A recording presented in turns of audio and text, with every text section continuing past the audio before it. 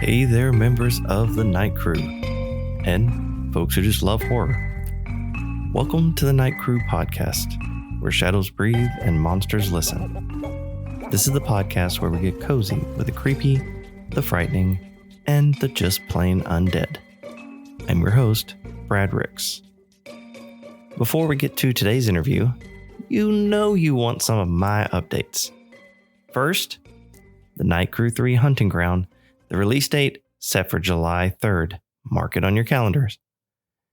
Also, some ARCs will go out soon, and the cover is about to be announced. If you haven't started the Night Crew series yet, jump over to Amazon or my website and get your copies of book 1 and 2 today. Second, I've got the first round of edits back for Dead Mountain. I'm pausing my current thriller slasher while putting in the edits. Don't worry though, I hope to have those done very soon and then get right back to writing. Already 33,000 words in. I love this story and I hope you do too. Last, if you're a fan of the Night Crew podcast and would like to order a t-shirt, they are available on my website. Hop over and order one. All right, enough of my updates. On today's episode, I sat down with reader turned author Ali Toothman. Ali's book, Libby Lives, takes female rage horror to a whole new level, blending in psychological thriller. We talk about her novel, of being okay with switching projects, and her journey from reader to writer. Into the virtual studio we go. All right, today I am thrilled to have Ali Toothman in the virtual studio with me. Ali, how are you this evening? Excited to talk to you. I am excited to talk to you as well. I know we've got to hang out a couple times at some different book events, and so yeah, it's fun to have you on the podcast, and we get to chat a little bit about just you. This is not everybody knows me. They get to hear me talk all the time. So now we get to hear you talk. So, all right. So normal question I always start with everybody, and it's that wonderful little, tell me about your writing career. How long have you been writing? What was your first book? What made you want to do this job that makes us want to bang our heads into the keyboard all the time? Writing poetry when I was about 6, and I'm also the oldest of 4, and I used to make up stories for my little sister. There's about 10 years between us, and she would want bedtime stories, but she wouldn't want me to read a book. So I would just make up whatever came to mind. And were they scary stories? No, she was very much a princess. But I would make up like scary stories in my head, and I would tell them to my younger brother, because he's 3 years younger than me. And then I've always just kind of been drawn to writing, whether it was social media, a blog. My initial plan when I was a teenager was to go to university to be a journalist. Nice. Yeah. And journalism's always it's a good career. I think they probably make more in writing than what we do. Probably. Well, I feel like it goes along with being an author also, because there's, you have to think of an idea of what you want to write about, and you have a lot of research that you have to do, and you have to check your facts to make sure everything is accurate. So I feel like they kind of go hand in hand. A little bit. Yeah. So what was your first kind of venture into this little wonderful community of horror authors that we have?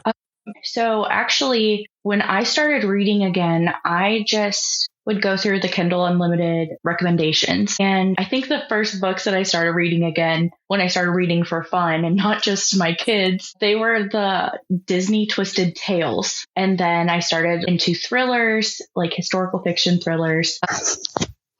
So I discovered Stolen Tongues in the psychological thrillers group, and in the acknowledgments of Stolen Tongues, it mentions a horror reader group, and I joined that, and it's kind of built from there. I've become friends with a lot of authors like yourself, and I think it was Gage Greenwood who really pushed me to start writing. He called me an author before I even considered myself one. I just kind of jotted down notes of an idea that I had, and he's like, write it. You're an author. You're going to write it. And he checked in with me all the time. And we've become really good friends since then, and I love it. It's helped me more than I thought it would. That's good. And I know I've said it multiple times on this podcast for those who listen all the time, but it is a wonderful community. It's like anytime we go to conventions or author cons and stuff, it's definitely like, getting to hang out with family, and it's family you like. And exactly. So it's always a great weekend, and or however long we get to spend together. So it is a wonderful community. Yeah. And I was just like, oh, sorry. No. Go ahead. You're fine. I've been an active part of the community for 4 years now, but I was just a reader and a fan up until 2024, when I started writing Libby Lives in August of 2024. Like, the friendships that I made just being a reader have really grown and helped me as a writer. Yeah, I can definitely say that. There's a lot of those who are very avid readers that are really good friends, and I chat with them all the time on Facebook and in Messenger and stuff. So yeah. So Libby Lives, I know, was your first novel. Did you start with Libby Lives, or did you do short stories before then? What was your dabbling in the art? I started with the flash fiction contests with Crystal Lake on Patreon, and then Gage Greenwood used to have a group of writers who also subscribed to his Patreon, and I submitted a couple stories for things that he put on.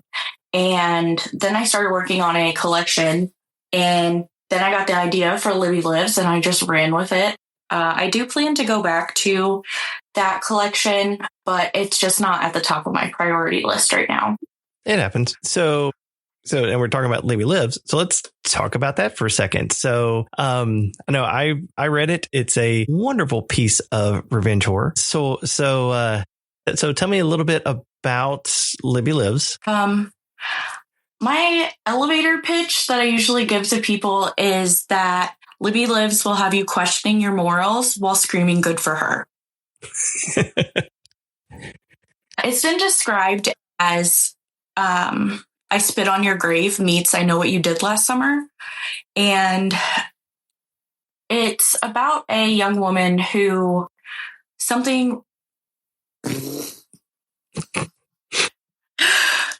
I'm not cutting that out. Okay.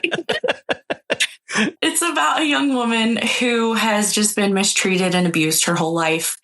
And something really bad happens to her, and she just snaps. And from there, her whole goal is to live the life that she wants and that she feels she deserves. And then, as she does start living the life that she wants, somebody finds... It did it again. She... notes start appearing at her work, and she realizes she has a stalker and somebody knows her secret. So she has So for those of you who are either new to writing or not writers, let me tell you, one of the hardest things is if we as writers have to sum up our book in just a few little sentences, because there is so many plot elements that we put in a story that we go, oh my God, I need to tell you about what happens in chapter 3. Or, oh my God, I need to, but really it's like, that's not what, that's not what we need to do, but that's what we always do. We all do that. Yes. So it is harder to write the synopsis on the back than it is to write the book. That is true. I hate writing those things. Actually, I didn't write mine for Libby Lives. Stephen Pagic wrote mine. I had, I think Andrew Nyberg, wrote 2 of mine. And I was like, hey, I need your help. It's great to have friends like that, though, that you can be like, hey, I can't figure this out. Can you help me? And they're like, yeah, let's do it. Yep. So I read Libby Lives, and it is, I don't want to say it's a fun read, because it is a revenge horror, and there's a lot of things that happen that are very painful. It is a good read, especially if you're kind of pissed at the world. So definitely give that one a read. So all right, so if you started talking princesses with your, younger sibling, why horror? Okay. Stephen King said something along the lines of, we create horror to escape our realities. And that's really true for me because I've lived a really hard life. I mean, as an adult, I've had, inconveniences and things like that, but things have been really tough. And I mean, I've made multiple therapists cry and cut sessions short. So I went with horror unintentionally in a way. I love reading horror. I read a couple other genres as well. But what I want to say is more horror. You've read Libby Lives, so a lot of it is psychological. And I actually got out my own revenge in a way writing Libby Lives. And it was really, really healing for me. That's awesome. It can be very cathartic and very healing in the writing process.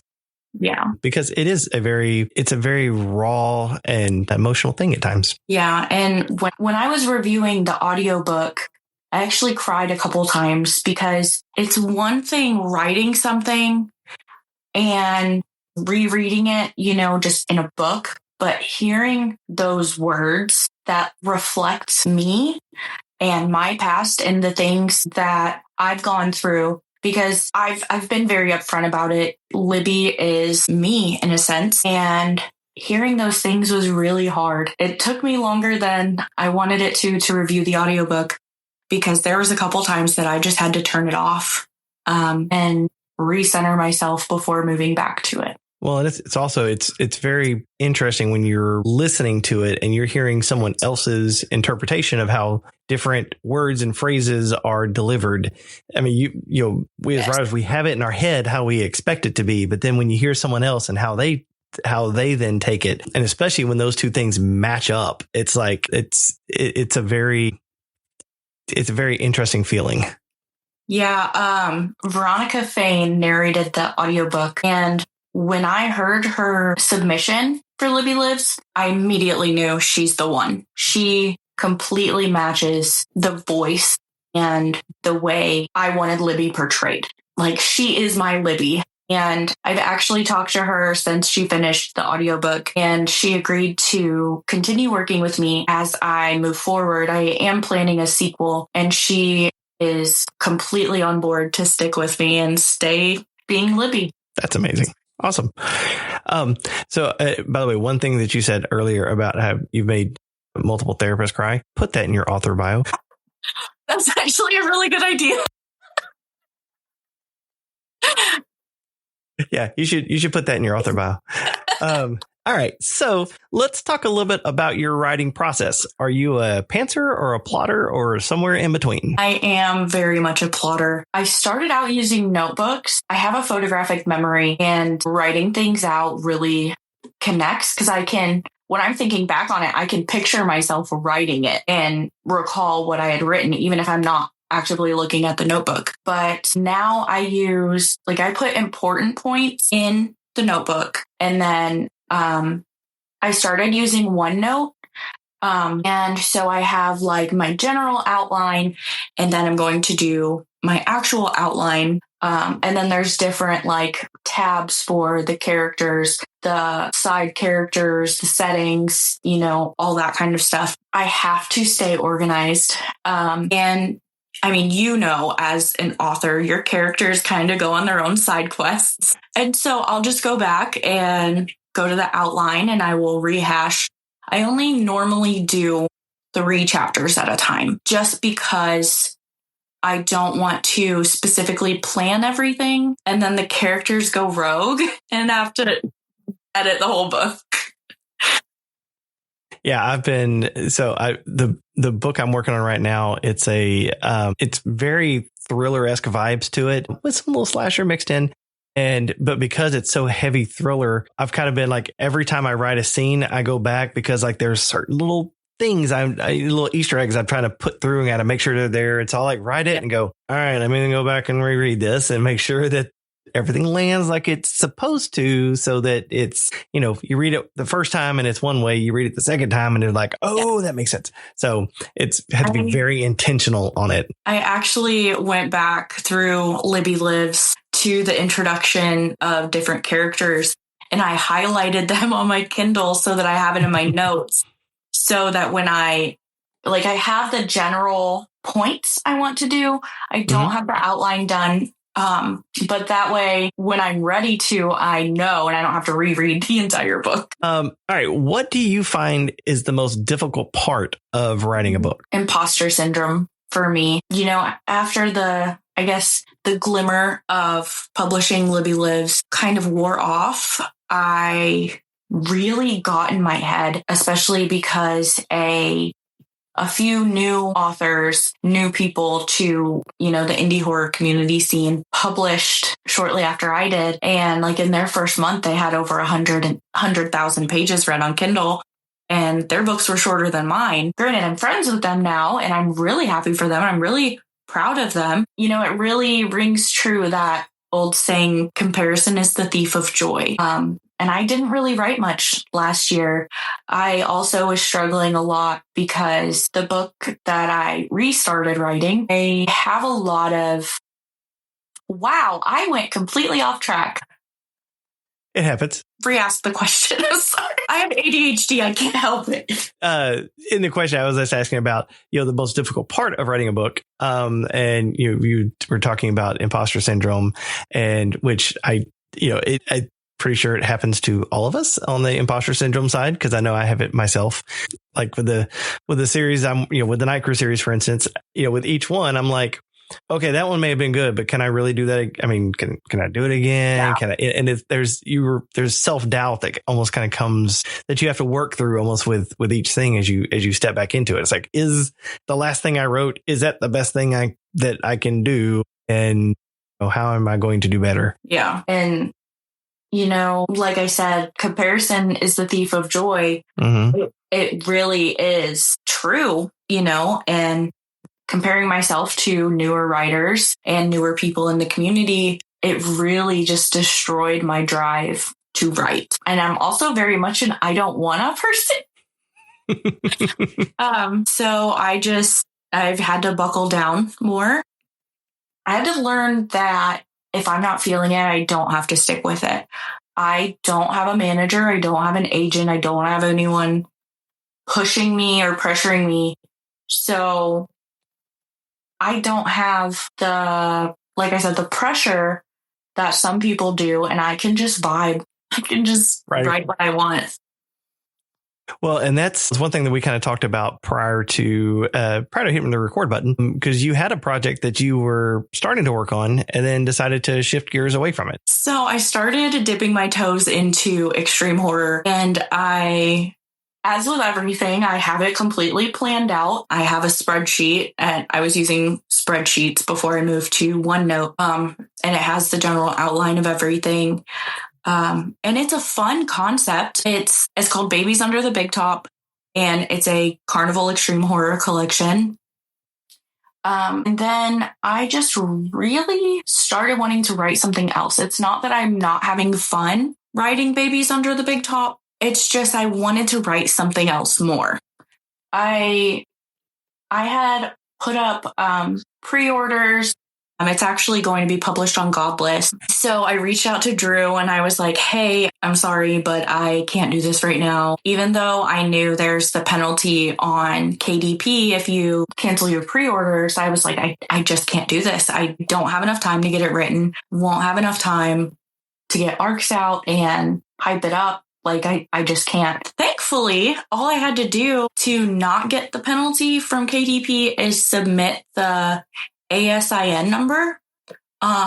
And they gave me a pass. Nice. But I had to admit to myself that I can do whatever I want. I'm the boss. Well, that is one of the good things on, being self-published or doing indie horror. And that is that, there's not necessarily that pressure. And if you're not filling a project, it's okay to step away and work on something different, because that mindset will come back around and you go, now I want to work on that project. So it's perfectly okay if you need to shelve something and then pick it back up later. Well, and another good thing is, like I said, I don't have an agent or a publisher right now, but when I'm done writing it, that I'm going to start querying it. The book I'm writing is very special and very close to my heart. And it's one that I do plan to query and try to get traditionally published. And I have the freedom to do that. I don't have to pass it through a bunch of people. I can just write. And when I'm ready, I'm ready. And I also decided that I'm going to be bouncing around between that novel and a dark romance. I'm going to be publishing under a pen name. I'm not going to be like hiding myself, but it's more for the Amazon algorithm. Mm-hmm. So I'd written a short story. It was one of those, it came fully fleshed out in my head at 3 a.m. and I couldn't go to sleep until I wrote it. And I'm building a series around that scene. Nice. And that way I don't get bored because I have ADHD. I mean, you saw me at AuthorCon. She never stayed at her table. Over the 3-day event, I think I spent no more than 4 hours at my table. That's why for ShiverCon, like our friend group is all together. So I'm much more likely to stay where I'm supposed to be if my friends are by me. Well, speaking of, so I was going to kind of just tee it up as, you're doing a lot of work for an upcoming con in August. So let's talk about it. But, you already said the word ShiverCon. So yes, you've been doing some stuff for ShiverCon. So talk a little bit about it. Damn it. Sorry, I interrupted. No, I don't want to cut it out. You think I cut out way more than I do. Trust me. Okay. There's so much of this that people can be laughing about. Okay. So ShiverCon, I'm so excited about. I'm working with Brandon Eldridge on it. Anyways, Brandon and I were talking and we were both considering doing events in the Midwest because there aren't a lot of horror events, book events in the Midwest. They're mostly in the East Coast. Yeah, they're very grouped there. And then we decided just to work together, and he's the big idea person and I keep him in check and keep him organized. And it's really great. We work really well together and I can't begin to tell you how excited I am for it. Yeah. And it's in Muncie, Indiana. Mm-hmm. And what weekend is it? August 14th and 15th. August 14th and 15th. So if you're in the Indiana area or want to fly to, to Indianapolis or, right outside of it, then, mark that on your calendar and, let's hope to see you there. Because I know I will be there. I've already been announced, so it's okay for me to say that I'm going to be there. So, and I helped Brandon make the table, the partners. I'm doing the table layout, but I created a little bit of chaos, and I'm really excited. There's one author who I absolutely adore both of the authors.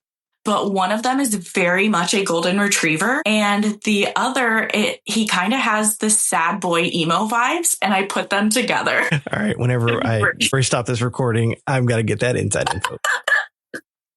Oh, they're going to be near us because I have to watch this. Oh, Lord. So, yeah. So it's going to be a fun event in August. And because, 14th, 15th, which puts it about 2 weeks before my birthday. So that's going to be fun. We need to go for cake and ice cream. Something like that. So, yeah, the 25th is my birthday in August. So yeah, we're just under 2 weeks away from there. But it'll be fun. Definitely looking forward to it. I've seen a lot of the authors who are going to be there, and it's going to be definitely a great weekend. Yeah. And we also have a couple more. I don't know if you saw in the chat, but we have a couple more who haven't been announced that just agreed. And we're waiting on 2 other fantastic authors. Nice. To confirm. They're checking their schedules, trying to move things around. And I'm so excited. I'm also going to be coming in on Thursday because I'm friends with Lance Dale's wife, Alicia, and we decided that we are going to the Indianapolis Zoo on Friday morning. Oh, that'd be fun. So, there's open invite if anybody's coming and wants to go along with us. But Lance and I decided we are going to touch the walrus's mustache. Oh, Lord.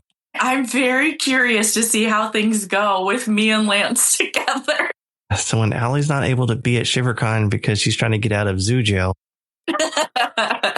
Oh, Lord. All right. So do you expect anything different from me? No, not really. I knew what I was getting into when I said, hey, do you want to be on the podcast? All the readers or all my listeners right now are like, what is going on? All right. So another question. So do you read your book reviews? And if so, how do you handle the negative ones? I do. And I actually only have 3, I think, bad reviews, but I don't really deal with them. I'm just like, oh, okay. I think the biggest, I guess you could consider negative is people have said they feel it's more psychological thriller than horror. So when I advertise it, I mean, I mostly say revenge horror, but I say there's psychological thriller vibes because it is a very, very violent story.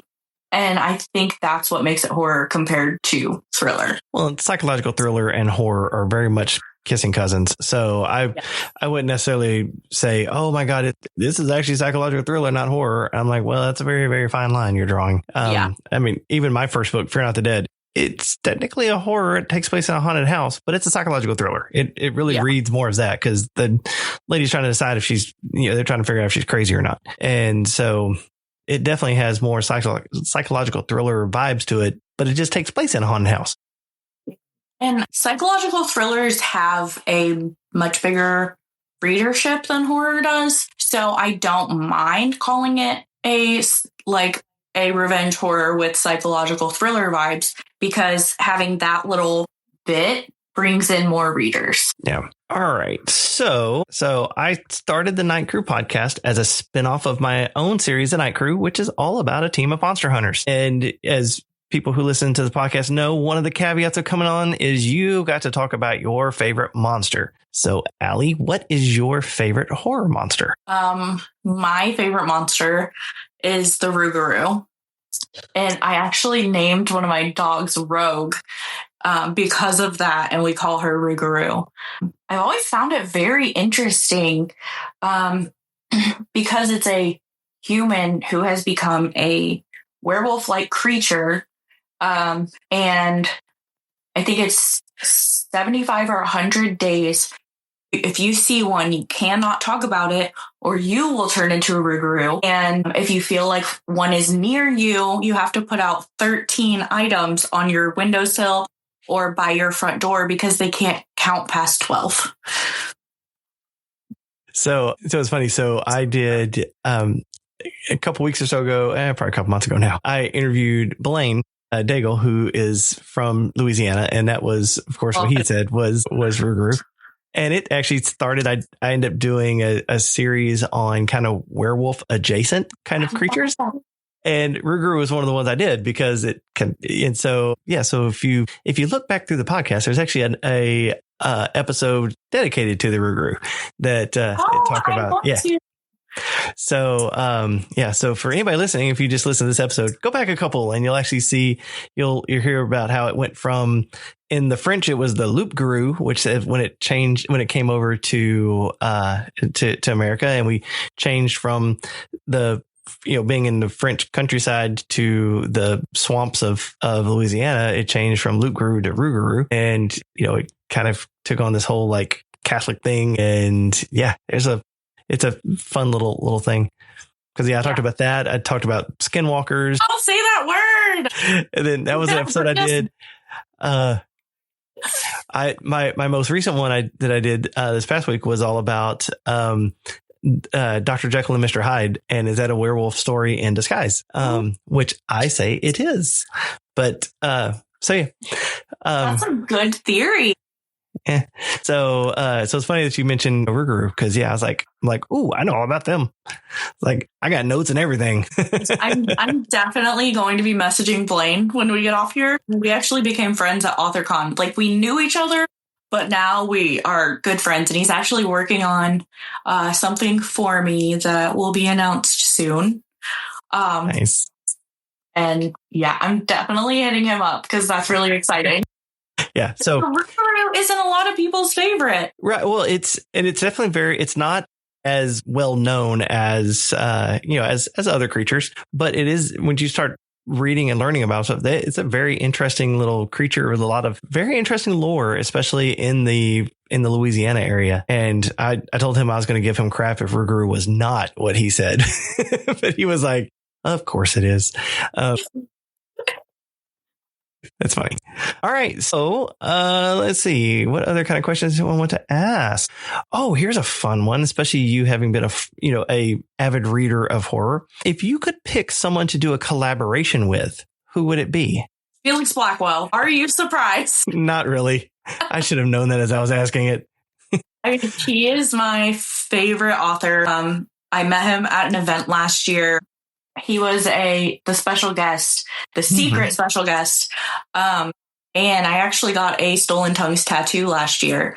And so I knew since March that he was going to be there. And some of my friends were mad because I brought my books to have him sign in person. And I actually just added a new blurb from him. I was on the phone with him a couple weeks ago, and we were talking, and he was like bringing up bits of Libby Lives. And I'm like, did you read my book? He's like, of course I read your book. And I'm like, you read my book? See, I'm going to have you do all the marketing and promotion for me, I swear. Like, I love marketing. I actually went to school for business. That was my other thing. I didn't make it as a journalist. I wanted to do business management. And I was also a social media influencer for 5 years. Interesting. Nice. I know. I got a business degree, but marketing and accounting were the two parts that I was like, nope, I'm not good at these two. So I made sure I was decent on the management side of it because marketing and accounting was not for me. I don't blame you. Yeah. I hated both those classes and I was like, yay, I got C's. Those are for college. Hey, C's get degrees. All right. So outside of writing, what are your hobbies? Napping. All my friends say that I am the stereotypical Taurus. I love to nap. I love to snack. I love being in nature. I'm not the type that I want to hang out in my yard. I want to go on an adventure. I don't go hiking at the same place twice in a year. And I like going on, spontaneous adventures and going and exploring things. And yeah. Nice. And rewatching Vikings and Game of Thrones minus the last season. Yeah, we don't talk about the last season of Game of Thrones. No, never. It didn't happen. No, it ended with was it season 7? Because it went to season 8. So yeah, it ended with like season 7, and they were on the way to do something. And that's where it just the rest is just a fever dream. Oh man. So, do you have any advice for aspiring authors? I would say expand your reading. No, not that. Darn, I thought that was a good one to expand your reading. Okay, I'll go. Hold on. Okay. I would say expand your reading. I know some people don't agree, but those people are wrong. Dark romance is horror. No, romance. It's not. Yes. Have you ever read a dark romance? Does Twilight count? Oh, no. That's good because I didn't read those. I just watched the movie. No, but, romance is very much built on the interpersonal relationships, and they show a lot more than tell. And it's very much an emotion thing. And so my interpersonal interactions and dialogue has improved a lot since I started reading dark romance. And I will send you a recommendation list because there's almost every single dark romance I have read.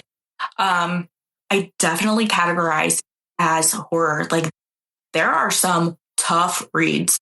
I actually DNF'd Captured by Lauren Beale recently.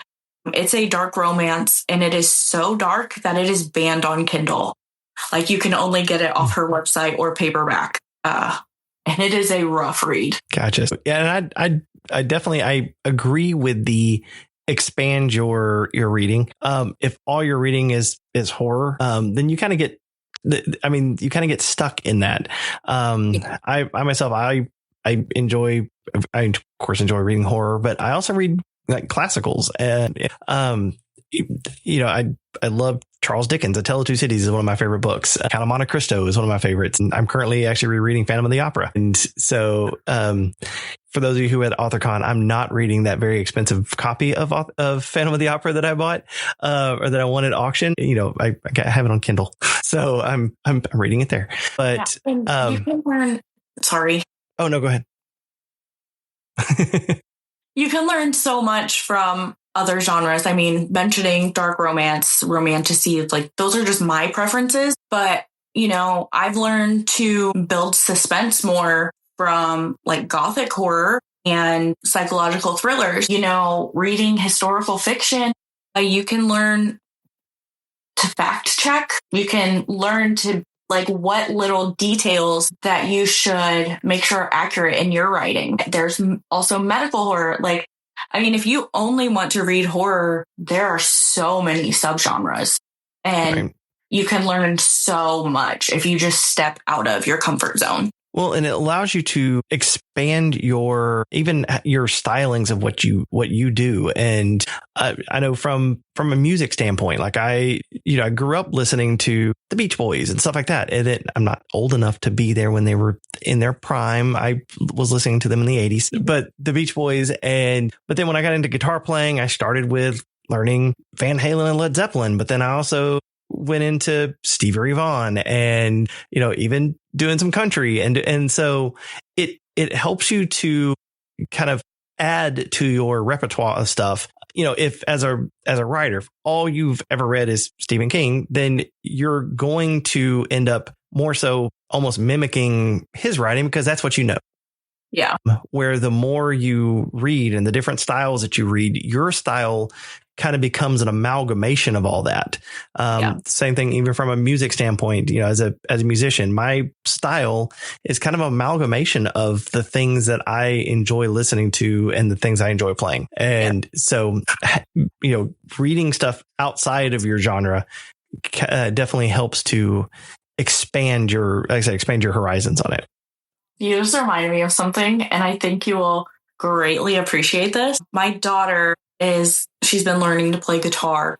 She's self-taught, and the first song that she taught herself to play was Ice Ice Baby. That is a fun one. I prefer the original Under Pressure by Queen and David Bowie. So does she. But yeah. All right. So kind of wrapping stuff up, where can both of my listeners learn more about you? Where can we find your books, all that kind of stuff? They are on Amazon and Barnes & Noble. And then I have a Big Cartel website, and I have signed copies available of Libby Lives. And then I also have like drawstring bags with my logo. And I have 3 copies left of Hotel of Haunts, which I'm featured in. Nice. And I'll make sure after this, I can get all the links to your socials and make sure those go into the show notes so that way people have those. So any lasting things you'd like to say before we sign off for the evening?